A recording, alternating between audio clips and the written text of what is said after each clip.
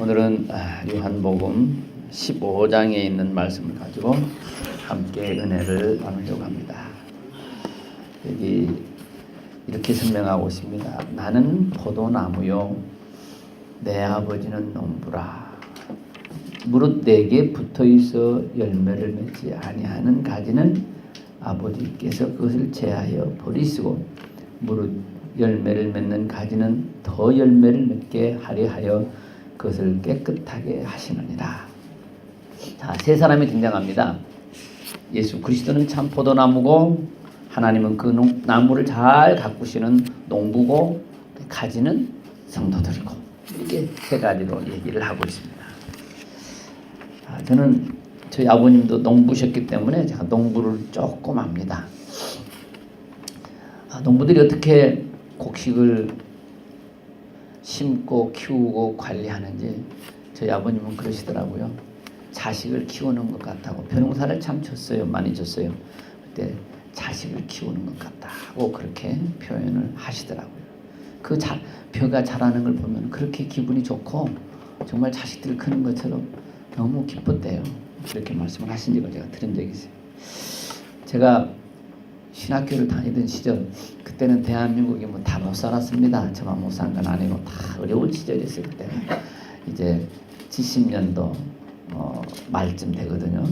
제가 77년도에 신학교를 들어갔으니까 78년이나 9년이나 80년도가 되기 전 같아요. 제가 정확한 날짜 잘 모르겠는데, 제가 경기도 광주에 이제 선배 목사님이 계셔서 서울에서 거기를 가끔 갑니다. 지금 경기도 광주 옆에 있는 조그만 도시인데요. 지금은 그 도시가요 굉장히 커졌어요. 아파트가 얼마나 많은지요. 거기가 오포라는 동네인데요. 지금은 완전히 도시 됐어요. 이제 거기를 가끔 갑니다. 교회가 있어서. 근데 거기를 가려면 이제 버스를 여러 번 타야 돼요. 서울에서 성남 오는 버스를 타고, 성남에서 경기도 광주 가는 버스를 타고, 경기도 광주에서 다시 오포라는 동네를 가게 됩니다. 서울에서 성남까지 왔는데 성남에서 광주까지 밖에 갈 차비가 없어요. 광주에서 이제 거기까지는 갈 차비가 없어요. 그래서 성남에는 저희 형님도 계시고 사촌 형님도 계시고 사촌 동생도 지금도 성남에 살고 계셔요. 제가 가끔 이제 인사드리러 가는데 거기서 하룻밤 자고 그 다음에 이제 경기도 광주로 가는 거예요. 버스를 타고. 근데 광주에서 이제 오포 갈 차비가 없어요. 제가 형님 집에서 달라고 하면 주겠죠. 그런데 신학생 때이기 때문에 누구한테 이렇게 돈 달라 소리를 안 했어요. 차비 없다고. 제가 돈을 달라고 하면 거지잖아요. 그래서 달라고 안 해서 그러면 되지. 돈 달라고 안 하고 이제 성남에서 자고 경기도 광주까지 갔어요. 광주에서 그때 광주에서 오포까지 가면 버스비가 25원인가 그랬어요. 25원이 없어요. 그래서 걸어갔어요. 터덜 그때는 신장로입니다. 지금 막 4차선 고속도로 좀 창창 나 있는데 그때는 신장로길 터덜 걸어갔습니다. 걸어가면서 기도했어요. 하나님, 왜 내 주머니에 25원도 없어서 걸어가야 됩니까? 내가 걸어가는데 근데 이 걸어가는 것은 하나님의 뜻이 있을 것 같습니다. 나로 하여금 걷게 하는데 하나님의 뜻이 무엇입니까? 뭘 보여주시려고, 뭘 가르쳐 주시려고 이 신장로길을 이 아침 안개 낀 새벽에 걸어가게 하십니까? 하면서 기도를 하면서 걸어갔어요. 한참 걸어가는데 경기도 이제 다 왔어요. 오포쯤. 그런데 거기 코너를 이렇게 돌아가는데 어떤 할아버지가 일찍 나와서 벼를 베시더라고요. 그런데 그 벼가 태풍에 다 쓰러져가지고 논바닥에 딱 붙었어요. 쫙 쓰러져가지고. 그런데 그 할아버지가 머리에다가 수건을 질끈 동에 메고 그 벼를 베시는데 쓰러졌으니까 베기가 힘들잖아요. 그래서 하나씩 이렇게 세워서 베서 한쪽에 놓는 거예요. 제가 가다가 발걸음을 멈추고 한참 동안 쳐다봤습니다. 그래, 차 타고 씩 지나가면 이걸 못 보니까 하나님이 걸어가면서 이걸 보고 나를 가르쳐 주시려고 했구나 이렇게 느끼면서 한참을 구경하다 갔어요. 그래, 우리 하나님 아버지는 농부시지. 저렇게 바닥에 탁 붙어서 다 쓰러져 버린 벼를 하나하나 이렇게 세워서 추수하시는 우리 아버지시지. 그분이 우리 하나님이시지. 그러면서 마음에 위로를 얻고 깨달음을 갖고 제가 길을 계속해서 걸어갔습니다. 저는 그때 배웠습니다. 우리 아버지는 농부시구나. 우리 하나님은 농부셔서 벼가 쓰러져서도 버려버리지 않고 그것을 하나씩 하나씩 거두어서 아버지의 곳간에 들이시는구나. 하늘 창고에 들이시는구나. 문제는 거기 열매가 들어있느냐 안 들어있느냐. 쭉정이는 거두어서 버려버린다 그랬어요. 그리고 그 벼에 나무에 포도나무 가지에 열매가 있는 것은 열매를 더 맺게 하려고 관리도 해주고 그 열매를 다 거두어서 하나님의 곳간에 들여주신다. 할렐루야. 그게 무슨 말이냐? 예수 믿고 그리스도의 생명이 우리 안에서 열매 맺으면 하나님 나라에 들어가는 것이고, 예수를 믿는다고 왔다 갔다 하긴 하지만 속에 생명이 없고 속에 열매가 맺혀지지 못하고 쭉정이만 있으면은 버림을 받는다라고 하는 거예요. 여기서 예수님이 그걸 가르쳐 주시는 거예요. 하나님은 농부시고 나는 포도나무고 여러분은 가지이니 내게 붙어 있어서 열매가 맺혀지면 하나님이 더 열매를 맺게 하려고 잘 관리하시는 것이고, 빈 가지가 되고 쭉정이만 붙어 있다면 그 열매 가지를 깨끗하게 정리하신다. 왜? 다른 가지가 열매를 맺어야 되니까. 중요한 것은 열매가 있느냐 없느냐. 열매를 그러면 어떻게 맺습니까? 가지의 노력으로 열매가 맺어지는 거 아니에요. 가지가 할 일은 뭐죠? 나무에 잘 붙어 있는 거예요. 나무로부터 진액을 잘 뽑아들이는 거예요. 나무가 주는 영양분을 잘 내가 먹는 거예요. 그랬을 때 가지는 저절로 열매가 맺혀지는 거예요. 가지의 노력으로 열매가 맺어지는 게 아니에요. 누구의 노력으로 열매가 맺어져요? 농부의 노력과 나무 뿌리의 일로 인해서 열매는 맺혀지는 거예요. 그러니까 중요한 것은 잘 가지에 붙어 있기만 하면 되는 거예요. 그리스도 예수 안에 잘 살아가기만 하면 열매는 저절로 맺혀진다는 거예요. 크리스마스 추리가 이제 만들 때가 다가오는데요. 크리스마스 추리를 어떻게 만들죠? 나무를 하나 사다가 반짝이도 달고 공도 달고 하죠. 그 반짝이가 진짜요? 나무에는 열매가 뭐 진짜요? 다 가짜잖아요. 가짜. 여러분 나무가요 있는데 거기다가 가짜 열매를 매달아 놓잖아요. 가짜 열매. 그 가짜 열매는요 떨어지지도 않아요. 상하지도 않아요. 썩지도 않아요. 변하지도 않아요. 가짜는요 얼마나 오랫동안 있는지 몰라요. 가짜는요 변하지도 않아요. 그게 가짜예요. 진짜는요 내버려두면 썩어요. 진짜 열매는. 열매가 없는 나무 가지에다가 가짜 열매를 만들어 놓은 나무들이 굉장히 많아요. 지금 무슨 말인지 아세요? 생명이 없는 열매. 그 가짜 열매는 보기는 좋아도 땅속에 심으면 싹이 나요 안 나요? 안 나요. 가짜 열매는 보기는 엄청 좋은데 먹을 수 있어요? 없어요. 그냥 눈여기만 하는 게 아니라 눈으로만 좋은 거야. 우리 입에 먹어서 영양분을 줄 수도 없어요. 그 나무는 다시 땅에 심어서 나무를 나게 할 수 없어요. 그냥 보기만 좋아. 그 뭐야? 껍데기만 좋아 보이는 거야. 알은 없어요. 그걸 가짜 열매라고 그래요. 예수 믿는 사람들 그런 사람들이 많이 있어요. 보기만 좋아, 허대만 좋아, 껍데기만 좋아. 그런데 그 속에 생명이 없어. 그 속에 예수 그리스도의 향기가 없어. 그럼 그건 뭐예요? 가짜 열매, 가짜 열매. 그리고 그 열매를 심으면 다른 생명이 나와야 되는데 생명은 멈췄어요. 그건 가짜 열매가 되는 거예요. 예수님은 참 포도나무고 우리는 가지라면 그 가지를 통해서 진액은 흘러나고. 여러분 가지가 열매가 적어도 괜찮고 커도 괜찮아요. 왜? 붙어있다는 증거예요. 열매가 있으면 열매가 적어도 최소한 죽지는 않았어요. 생명은 있다는 뜻이에요. 그러나 열매가 있고 생명만 있으면 하나님이 농부시기 때문에 잘 관리하고 거름주고 키워서 열매를 더 많이 맺게 한다고 성경은 가르쳐주고 있어요. 여러분 우리는 중요한 게 뭐냐? 가지로서 나무에 붙어있냐 붙어있지 않냐가 중요한 거예요. 우리에게 생명의 열매가 있느냐 없느냐가 중요한 거예요. 그런 농부의 심정이 우리 아버지의 심정입니다. 톨스토이라고 하는 유명한 사람이 있죠. 우리가 다 알죠. 이분이 쓴 책 중에서 그 글 중에서 하나 있는 거예요. 하나 소개하려고 합니다. 어느 날 사람이 은둔자로서 수도하는 것처럼 은둔자로서 살아가는 사람이 있었어요.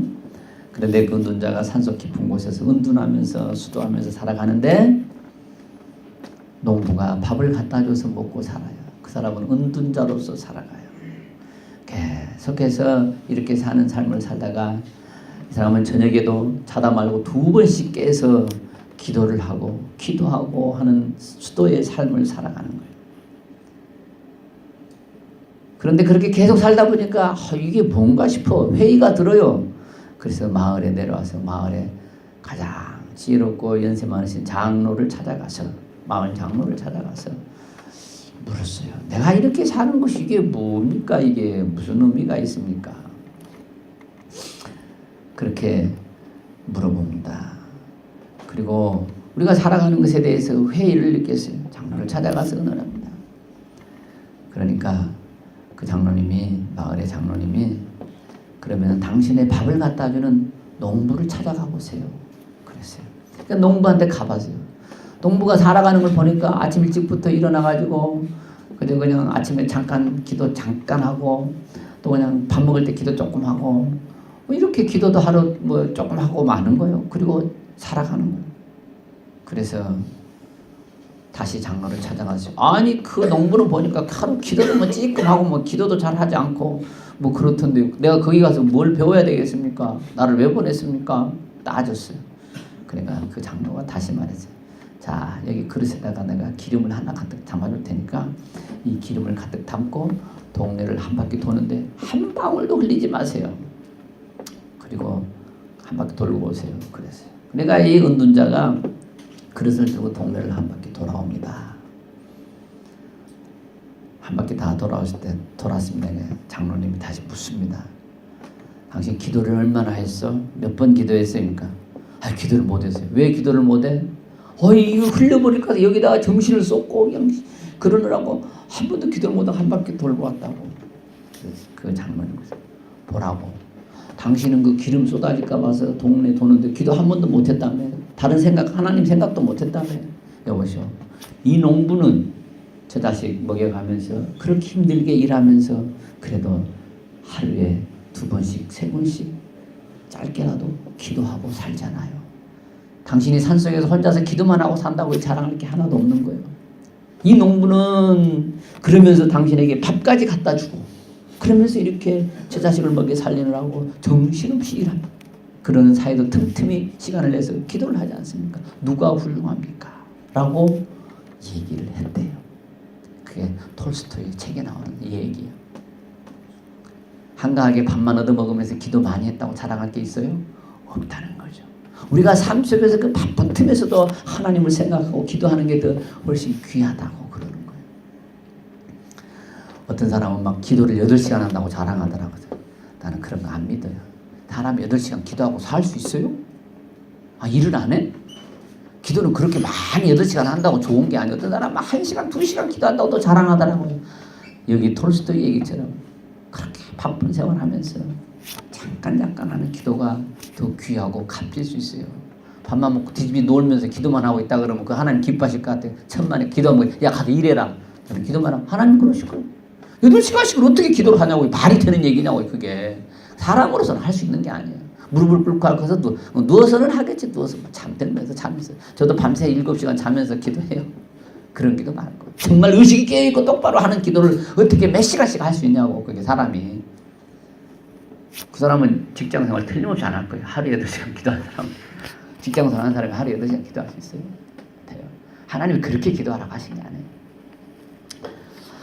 예수님이 지금 이 포도나무 농부 이야기를 들려주시면서 여러분 제가 늘 얘기하지만 성경을 읽을 때 이 성경의 상황들은 어느 상황이에요? 성경이 내용들이 발생하는 상황은 로마 식민지 하에서 우리나라로 바로 일제시대에 벌어지는 상황이에요. 지금 이 상황들. 그리고 예수님이 그 시대에서 가르치는 거예요. 대한민국에서 가르치는 말씀이 아니요. 그때는요. 정말 핍박받아가면서 어려운 시절에 예수님은 누구랑 사셨죠? 고관 대작들하고 사셨어요? 잘 나가는 사람하고 사셨어요? 아니면은 막 서기관 제사장들 이런 지도자 계급들하고 같이 놀았어요? 누구랑 살았어요?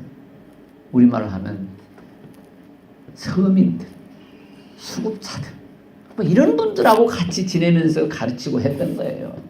아주 그 사회에서 가장 힘들고 어려운 살기 힘든 사람들하고 지내면서 이 말씀을 가르쳐 주시는 거예요. 제사장 장로들은요 노동하고 살아요? 그냥 살아요? 네? 제사장이나 장로들은요 멋지게 살아요. 그때도 부자로 살았어요. 잘 나갔어요. 사람들한테 존경받고요 인정받고 살았어요. 자기네들은 일도 안 하면서 살았어요. 그러니까 지배 계급이야. 다스린 사람이고 위에 있는 계급들에서 그 사람. 예수님이 같이 살아가는 사람 누구예요? 농사 짓는 사람, 아픈 사람, 서민들하고 같이 사셨어요. 그러니까 이 포도나무 이야기를 누구한테 들려줘요? 이 제사장들한테 들려주면 뭐 포도 농사를 져봤어요? 개풀을 알게나? 몰라요. 누구한테 들려줘? 힘들고 어렵고 농사 지면서 고기 잡으면서 이렇게 살아가는 포도나무를 가꾸고 살아가는 사람, 어부처럼 고기를 잡고 살아가는 사람, 이 사람들에게 지금 이걸 가르쳐 주시는 거예요. 제자들이 가르쳐 주시는 거예요. 하나님이 농부다. 나무를 키우시는 게 하나님이에요. 우리를 키우시는 게 누구라고요? 하나님이라 그 말이요. 뭐 포도밭에 나가서 농부는 농사짓는 농부란 뜻이 아니고 우리를 기르시는 하나님 아버지시다. 이렇게 가르쳐 주시는 거예요. 할렐루야. 농사를 안 져본 사람, 아까 그 은둔저 같이 농사도 안 지고 산에 가서 농부가 갖다 주는 밥이나 먹고 사는 사람이 뭐겠어요? 말하자면 제사장 같은 사람들이야. 자기는 사람들을 지배하고 다스리면서 국민들의 세금 뜯어가지고 먹고 사는 사람들. 세금은 노마에다 내버리니까 노마 정부가 세금을 뜯어가고 11조는 또 따로 이제 그 성전에다 냈잖아요. 그러니까 그거 먹고 사는 사람들이 제사장들이야. 대제사장들, 뭐 서기관들, 성경을 기록하는 사람들, 이런 사람들이 종교적인 종교 지배 계급들이었어요. 그때 당시. 이런 사람들이 그렇게 사는 것을 봤어요. 예수님이 모실 리가 없죠. 그래서 누구를 위한 말씀을 하시는 거예요? 하나님은 제사장을 기르는 농부가 아니고 우리같이 힘들고 어렵게 살아가는 여러분을 위해서 일하시는 농부 하나님입니다. 그걸 가르쳐 주시는 거예요. 대통령을 위한 하나님이 아니고 장관을 위한 하나님이 아니라는 거예요. 가진 자 있는 자를 위한 하나님이 아니라는 거예요. 우리같이 그냥 한 끼 벌어서 한 끼 먹고 사는 사람들을 위해서 하나님이 해주시는 말씀이에요. 이게 부자들은 안식일 돌아오면 좋아요, 나빠요? 좋죠. 쉬니까. 그런데 하루 벌어서 하루 먹고 사는 사람 안식일이 돌아오면 좋아요, 힘들어요? 하루 먹고 하루 사는 노동자들은 안식일이 돌아오도 기쁘지도 않아요. 오늘은 인건비도 못 받겠네. 그런 삶을 살아갔던 게 이 시대라고 하는 걸 알아야 돼요. 그런데 돈 많은 제사장이나 장로들은 뭐라 그래요? 안식일 안 지킨다고 사람 딜딜 볶는 거야, 잡는 거야. 또 11조 안 한다고 잡는 거야, 들이잡어. 그때 그랬어요. 막 율법을 들이대고 잡았어요. 누구를 위한 거예요? 누구를 위한 율법이고 누구를 위한 거였어요? 자기네들은 하나님을 위한 거라고 말하지만 사람들을 쥐어짜는 거였어요. 예수님은 이 시대와 이 상황을 아셨어요. 그래서 사람들에게 가르치십니다. 예수님이 가르친 이 모든 가르치심은요, 제사장을 가르친 적이 없어요. 서기관을 가르친 적이 없어요. 위에 권세 있는 자들을 가르친 적이 없어요. 누구를 가르쳤어요? 다 우리같이 그냥 한 달 벌어서 한 달 먹고 1년 벌어서 1년 먹는 사람, 하루 벌어서 하루 먹는 우리 같은 보통 서민들을 위해서 가르치시는 말씀이라는 것을 꼭 기억해야 돼요. 할렐루야.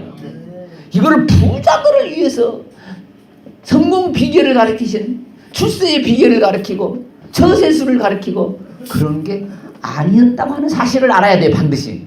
예수님이 성공 비결을 가르치신 것도 아니고 처세술을 가르치신 것도 아니에요. 우리가 어떻게 살아가야 될지, 어떻게 하나님을 믿고 살아가야 되는지, 하나님 섬긴다는 의미가 무엇인지를 가르쳐 주셨던 것이 예수님의 가르치십니다. 그래서 깨끗해 해야 가지가 열매를 맺는다. 깨끗해야 된다. 깨끗해야 되겠죠? 가지에 거미줄이 끼고 곤충이 끼면 열매를 못 맺는 거예요. 가지는 깨끗해야 돼요. 그래야 열매를 맺는다. 열매를, 그 가지가 무엇으로 깨끗해진다고 성경이 그랬어요? 농약 쳐야 깨끗해지나요? 농약을 쳐서? 3절에 이렇게 말씀합니다. 너희는 내가 일러준 말로 이미 깨끗하여 졌으니. 할렐루야. 사람들은 무엇으로 깨끗해지려고 하는지 아세요? 돈을 내서 죄를 없게 하려고 하고, 좋은 일을 해서 자기를 거룩하게 보이려고 하고, 선한 일을 해가지고 선한 사람이라는 인정을 받고 싶어하고 공부를 많이 하고 지식을 쌓아가지고 사람들한테 인정을 받고 싶어하고 자기를 정결하게 하는 방법과 깨끗하게 하는 방법이 안식일을 열심히 지키면 정결하게 된 줄 알고 율법을 다 하나도 빠짐없이 지키면 자기가 의로운 사람이 된 줄 알고 그렇게 생각했던 시대가 바로 이 시대예요. 예수님이 살아가는 시대. 율법을 다 지켜야 되고 11조는 절대 빠지면 안 되고 이런 삶을 그런 종교적인 규례를 반드시 지켜야 되는 시대적 배경. 그 속에서 예수님은 무엇으로 깨끗해진다 그래요? 무엇으로? 내가 일러준 말로 이미 깨끗해졌다. 할렐루야. 하나님의 말씀으로 우리가 깨끗하게 된다고, 예수 그리스도의 말씀으로 우리가 거룩하게 된다고 가르쳐주는 거예요. 우리는 지금도 우리 행위로 무엇을 해서 깨끗하게 된다고 믿고 있어요. 다 사람들이. 내가 선하게 해야 되고 잘해야 되고 기도도 많이 해야 되고 뭣도 많이 해야 되고 뭣도 내가 막 뭘 해야 거룩하게 되고 깨끗하게 된다고 믿고 있어요. 천만의 말씀, 예수님의 말씀 외에는 우리를 깨끗하게 하게 할 수가 없어요. 예수 그리스도의 보혈 외에는 우리를 정결하게 할 수가 없는 거예요. 우리의 행위로 정결하게 되는 게 아니에요. 하나님의 말씀으로 정결하게 된다고 여기서 가르쳐주고 있지 않습니까? 요한복음 17장 17절에도 진리로 거룩해 하옵소서. 하나님의 말씀은 진리입니다. 거룩하게 된 게 뭘로 된다고요? 말씀으로 거룩하게 된대요. 말씀으로. 에베소서 5장 26절에 말씀으로 깨끗하게 하시고 거룩하게 하셨대요. 누가복음 5장 5절에 말씀에 의지하여 내가 그물을 내리리다 그랬잖아요. 내가 밤새 수고해서 베드로가 고기를 못 잡았지만 내가 하나님이 말씀하시니까 그 말씀에 의지해서 내가 그물을 내리겠습니다. 그래서 고기가 그물이 찢을 정도로 많이 잡았다. 우리가 말씀에 의지할 때 풍성한 열매가 맺어지는 줄로 믿습니다. 자기 노력에 의지하는 게 아니에요. 자기 꾀에 의지하는 게 아니에요. 자기 경력에 의지하는 게 아니에요. 자기 재산에 의지하는 게 아니에요. 자기 권위의 실력에 의지하는 게 아니에요. 무엇에 의지해요? 하나님의 말씀에 의지해야죠. 그럴 때 결과가 나온다고. 말씀에 의지하지 않는 결과는 다 소용없는 거예요. 하나님께로부터 온 열매가 아닌 열매들은 가짜예요. 만들어 놓은 열매. 우리 저기 옆에 그 사슴을 기가 막히게 만들어 놨더라고요. 아주 예쁘게 사슴을 만들어 놨어요. 안에 불도 들어요. 크리스마스 때 킬 것 같아요. 산타크로스처럼 크게 만들어 놨어요. 그 사슴을 2마리 만들어 놓으면 암놈, 순놈 2마리 만들어 놓으면 새끼 나요? 아무리 예쁜 사슴을 만들고 아무리 큰 사슴을 만들어도 새끼 못 나요. 네? 그건 다 가짜예요. 조그만 강아지라도 생명 있는 강아지는 새끼를. 뭐가 중요해요? 우리 요새 드라마에 나오는데 뭐가 중요한데? 뭐가 중요해요? 생명이 있느냐 없느냐. 그게 가장 중요한 거예요. 우리가 포도나무로서의 나무의 생명을 소유하고 있는가 없는가, 예수 그리스도의 생명이 우리 안에 있는가 없는가, 그것이 가장 중요하다고 하는 겁니다. 우리 안에 예수의 생명을 담고 살아가는 거예요. 작아도 생명이 있어야 돼요. 아무리 커도 생명이 없으면 그것은 가짜가 되는 거예요. 끝날 때 없어지는 거예요. 우리 안에 그 예수 그리스도의 생명을 품고 살아가시기를 주님의 이름으로 축복합니다. 이미 우리가 말씀을 믿고 깨닫고 예수 그리스도를 구주로 영접한 사람들에게는 안에 생명이 있는 거예요. 하나님은 우리의 농부가 되어주시고 예수님 우리의 참포도 나무가 되어주시고 우리는 그의 가지가 되어서 그에게 붙어있을 때 열매를 많이 맺는다고 예수님은 말씀하고 계십니다. 무슨 열매가 맺어지나요? 성령의 열매라고 그랬죠? 성령의 열매는 사랑하는 열매, 온유한 열매, 겸손한 열매, 기다리는 열매, 사랑하는 열매, 평강의 열매, 이런 열매들이 맺어진다고 그랬어요. 성령의 열매가 출세라고는 안 나와요. 성령의 열매가 복권 당첨되는 거라고는 안 나와 있어요. 성령의 열매가 진급하는 거라고는 안 나와 있어요. 성령의 열매가 아파트 2채 사는 거라고는 안 나와 있어요.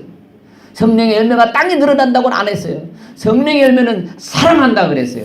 온유한다 그랬고 인내한다 그랬고 평화가 있다 그랬고, 주님 우리에게 주시는 축복들이에요. 우리 안에서 그런 열매가 맺어지는가 한번 살펴봐야 돼요. 밖으로 가는 그런 열매 말고요. 밖으로 있는 열매는 다 소용없어요. 나중에 다 없어져요. 내가 통장에 가지고 있는 열매는 다 없어지게 돼 있어요. 하나님 나라에 갈 때 못 가지고 가요. 등기부 등본에 나와 있는 재산은 천국 갈 때 한 개도 못 가져와요. 그런 열매는 이 땅에 잠깐 살면서 쓰겠지요. 잘 쓰겠지요. 좋은 차 타고 좋은 집 살겠지요. 그러나 우리 가슴 속에 있는 성령의 열매가 있어야 되는 거예요. 사랑하는 열매, 온유한 열매, 자비의 열매, 인내의 열매, 충성의 열매, 이런 성령의 생명의 열매들이 우리 가슴 속에 과연 얼마나 있는가. 어려운 영혼을 보면은 아파할 줄 아는 그런 마음, 가난한 사람을 보면은 아파할 줄 아는 마음, 병든 사람을 보면은 아파할 줄 아는 마음, 안타깝게 이길 수 있는 마음, 그들을 긍휼하게 이길 수 있는 마음, 힘없고 약한 자를 볼 때에 눈물을 흘려주시는 그러한 마음, 그게 과연 있나요? 그게 있어야 돼요. 그게 있어야 돼요. 그런 긍휼한 마음을 가지고 살아갈 때 우리는 하나님의 아들들이라, 예수 그리스도의 제자들이라 라고 사람들이 말할 수 있는 거예요. 우리의 삶을 통해서 그런 영적인 풍성한 열매가 맺어지기를 주님의 이름으로 축복합니다.